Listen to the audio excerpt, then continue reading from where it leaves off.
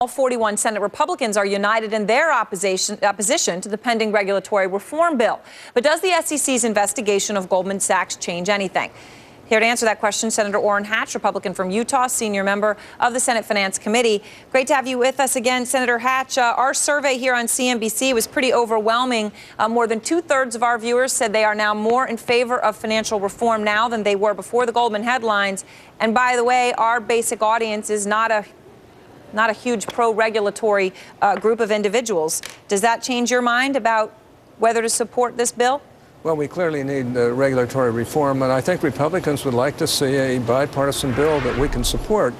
Look, why would Fannie and Freddie be left out of this bill? They're one of the biggest causes of the problems that we have today. That was where a lot of the derivative work was done. That was where, mortgages were granted on a no down payment basis. And even at this particular time, they're handling half of the mortgages, and yet they're not covered by this bill. Secondly, it seems to me that if we're going to have regulatory agencies, why have another consumer protection agency? I think it's called the Consumer Financial Protection Bureau.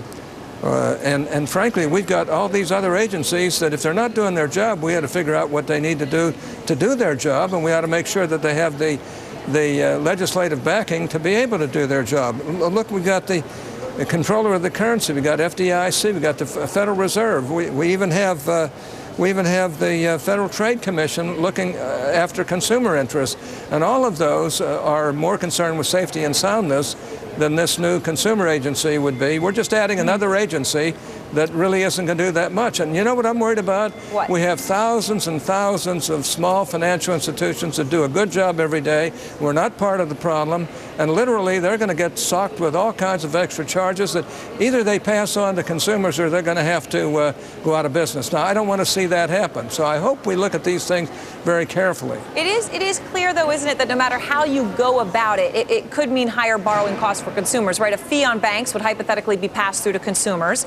And if you force banks to keep more capital on hand, that means they have less to lend. That's so right. The cost of those loans goes up to the borrower. So in either way you do this, either the more Democratic positioned way or the more Republican positioned way, costs are going to go up to the borrower. Well, I think that's probably true, but we can do it in a way that the costs are not exorbitant to the borrower. Also, this bill has a provision to provide more bailouts. And it's a slush fund that could be used, for the top 25 banks in the country? Why aren't the automobile businesses being brought into this problem in order to pay back their debts? Do you see? It looks to me like the union businesses are being well taken care of by Democrats. They're sticking it to the banks because the American people know that there's something wrong there. We're all upset about it. And we're not really looking at this from an overall standpoint. Last but not least, the FDIC is not really as capable to, certainly from a transparency standpoint, to handle these matters where they're insolvent and bankrupt. Our bankruptcy courts are transparent.